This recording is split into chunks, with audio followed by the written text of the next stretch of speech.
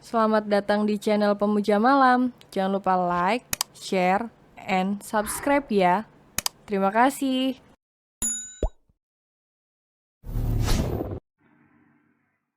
Chapter 14. Istri Durhaka. Senyum seringai terbit di bibir Ningrum mendengar janji yang terucap dari bibir Heru, seakan membuat hatinya serasa melambung tinggi. Ada kepuasan batin yang ia rasakan ketika bisa merebut hati dan perhatian suami dari adiknya ini. Sejak dulu, kamu selalu saja merebut apa yang aku miliki, Ling. Merebut makananku, merebut mainanku, dan merebut perhatian bapak dan juga ibu.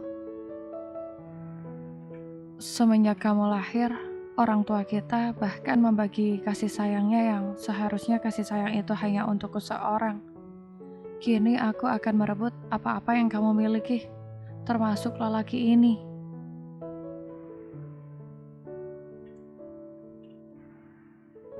Lingga mempercepat langkah kakinya untuk bisa segera tiba di rumah. Namun wanita itu nampak sedikit jengah, karena sedari tadi Banyu mengikutinya, seperti seekor anak ayam yang membuntuti kemana induknya pergi.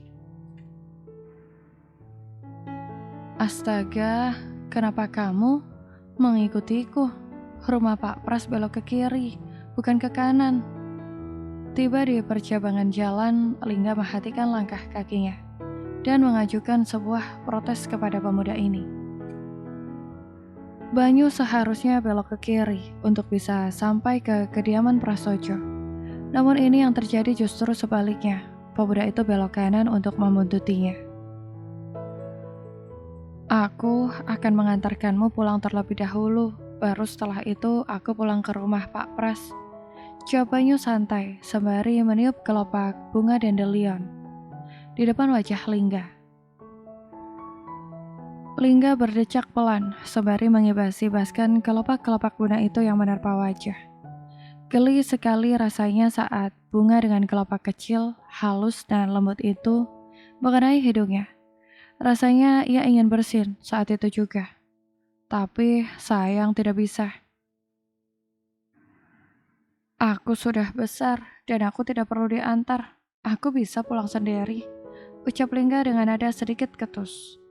Diayunkannya kembali tungkai kaki itu untuk melanjutkan perjalanannya yang hampir sampai di kediamannya. Namun lagi-lagi Banyu masih terus membuntuti Lingga dan hanya bisa membuat wanita itu geleng-geleng kepala. Aku takut kamu diculik orang, maka dari itu aku akan memastikanmu selamat sampai rumah terlebih dahulu. Baru aku pulang ke rumah Pak Pras. Jawabnya santai. Jangan mengada-ngada, tidak ada penculik yang berkeliaran di tempat ini. Jadi lebih baik kamu segera pulang ke rumah Pak Pras. Ini langkah preventif saja, karena kejahatan itu bisa terjadi setiap saat. Aku pastikan kamu tiba di rumah dengan selamat. Setelah itu, baru aku akan pulang ke rumah Pak Pras. Terang Banyu sembari menaik turunkan alis matanya. Lingga sedikit bergidik dengan tingkah genit pemuda ini. Ia pun mencoba untuk mengacuhkannya dengan terus menyusuri jalanan ini. Sedangkan Banyu masih setia mengekor di belakang punggung Lingga. Betapa terkejutnya Lingga saat melihat motor milik Heru sudah terparkir di halaman. Dan dari kejauhan, Heru juga nampak duduk di sebuah amben yang berada di depan rumah.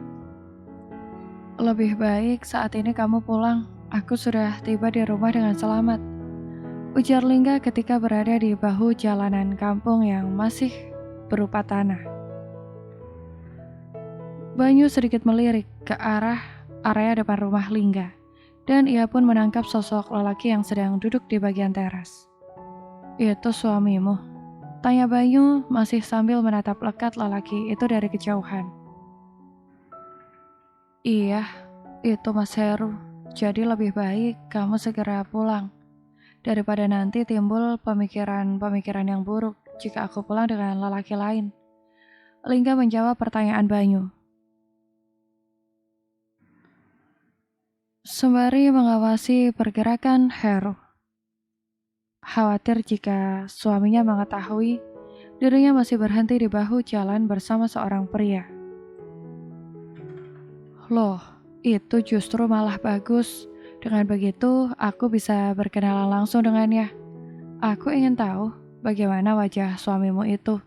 Apakah ia jauh lebih tampan dariku? Seloroh Banyu.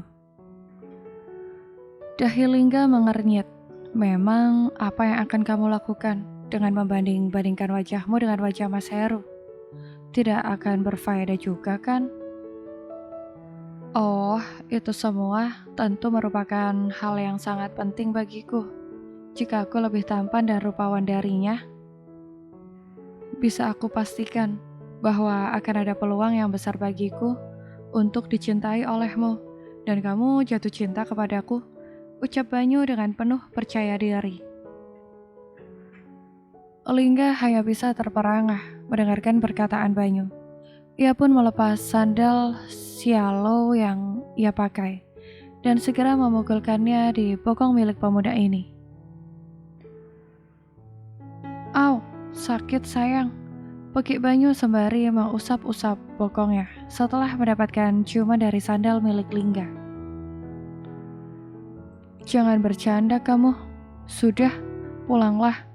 Aku tidak ingin mencari keributan dengan Mas Heru. Jika sampai ia berpikiran yang macam-macam ketika melihat keberadaanmu. Justru aku ingin memastikan dia itu ada main belakang dengan wanita lain di luar sana atau tidak, sayang.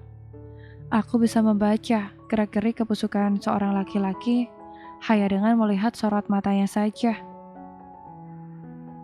Aku tidak butuh itu, Banyu. Sekarang kamu pulanglah. Tidak, Lingga. Pulang. Tidak. Dua orang itu saling adu mulut di pinggir jalan. Tanpa mereka sadari, volume suara keduanya semakin keras, hingga menarik perhatian lelaki yang duduk di depan teras rumah Lingga. Heru sedikit terkejut dengan suara ramai dua orang yang tengah beradu argumen. Ia menoleh ke arah sumber suara. Dan, hei, apa yang sedang kalian lakukan di sana? Dengan langkah kaki tegas, Heru menghampiri Lingga dan juga Banyu yang berada di pinggir jalan. Dua orang yang sedang beradu argumen itu sedikit terkejut dengan kedatangan Heru. Terlebih Lingga, ia merasa bahwa keberadaannya dengan Banyu ini sudah membuat Heru berburuk sangka. Mas Heru, lirih Lingga sembari menjauhkan tubuhnya dari tubuh Banyu.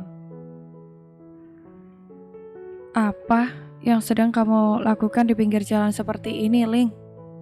Ujar Heru dengan intonasi sedikit garang. Dan ini siapa? Siapa lelaki ini? Sambungnya pula. Ini mas, aku baru saja dari makam dan pemuda ini namanya Banyu. Dia yang tinggal di rumah Pak Pras. Meskipun ada bicara Heru sudah seperti seseorang yang sedang diliputi oleh rasa curiga, namun Lingga berusaha untuk tetap menanggapinya santai.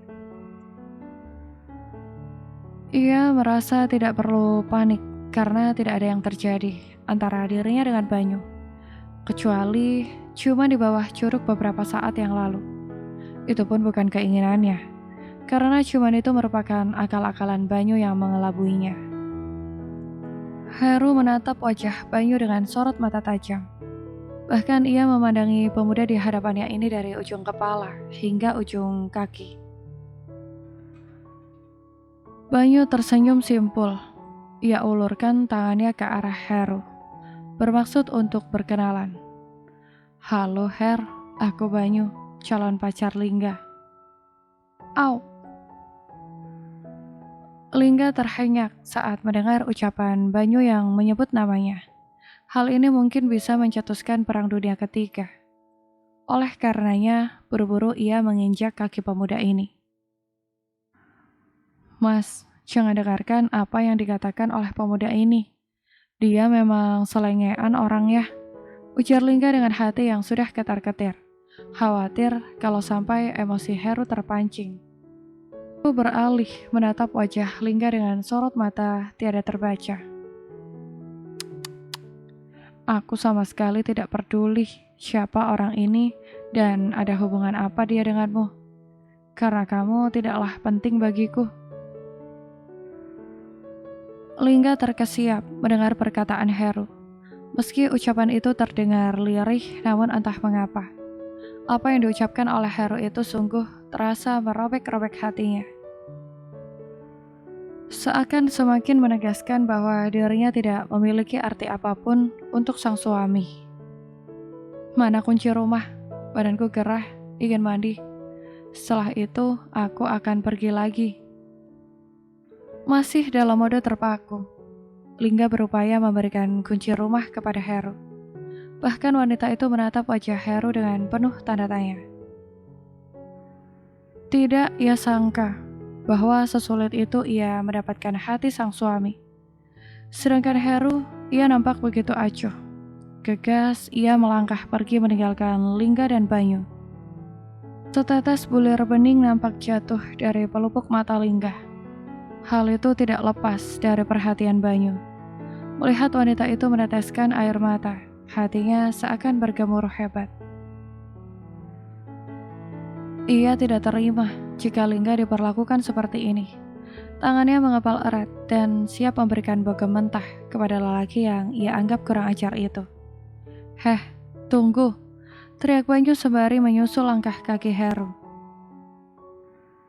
Heru seketika menghentikan langkah kakinya dan kemudian berbalik badan. "Apa? Ada apa? Kamu memanggilku, hah?"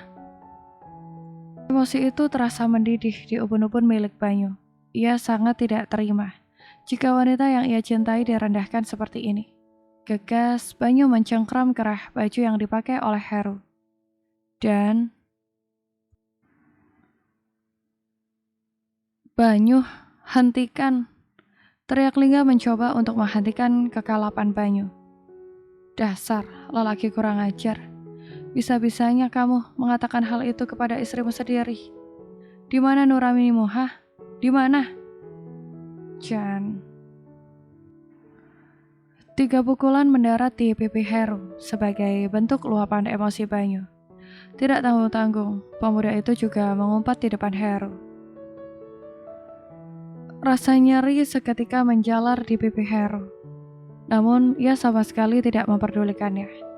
Dengan gerak cepat, ia juga mencengkram baju yang dikenakan oleh Banyu dan memberikan pembalasan. Hanya 2 pukulan yang mampu diberikan oleh Heru setelah Banyu mencoba untuk menghindar. "Apa urusanmu ikut campur kehidupan rumah tanggaku, hah? Siapa kamu? Apa mulutmu itu sering makan sampah sampai membuat ucapan-ucapan yang keluar dari bibirmu juga merupakan sampah? Tidak selayaknya seorang suami mengatakan hal itu kepada istrinya," teriak Banyu lantang. "Hah, memang apa urusanmu jika aku mengatakan hal itu? Terserah saja, Lingga mau berbuat apa. Aku tidak peduli. Atau apakah kamu benar-benar ingin menjadi suami Lingga? Akan aku berikan Lingga kepadamu. Namun segala resiko tidak aku tanggung.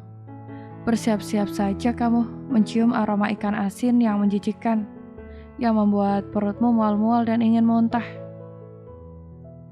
Lingga terkejut setengah mati. Kali ini ucapan Heru sungguh sangat keterlaluan. Tanpa belas kasih, suaminya ini tega menghinanya di depan umum. Lingga menatap lekat wajah sang suami. Dan 3 kali tamparan mendarat cantik di pipi Heru. Lelaki itu kembali memegangi pipinya, sembari meringis menahan rasa nyeri. "Kamu benar-benar keterlaluan, Mas. Jangan salahkan aku jika durhaka kepadamu, karena sikapmu lah yang sudah menggiringiku untuk menjadi istri durhaka yang berani menampar suaminya sendiri. Namun kamu sungguh pantas mendapatkannya." 3 tamparan keras sukses mendarat di pipi Heru. Lelaki itu seketika mengaduh, seraya memalingkan wajah setelah sensasi rasa nyeri mulai menjalar memenuhi syaraf-syaraf di pipi. Sembari memegangi pipi, Heru kembali menatap lekat wajah wanita yang sudah berani menamparnya ini dengan tatapan ganas. Sorot matanya nampak membidik layaknya seekor hewan buas yang tengah mencari mangsa, untuk dapat ia santap hingga membuat perutnya terasa puas.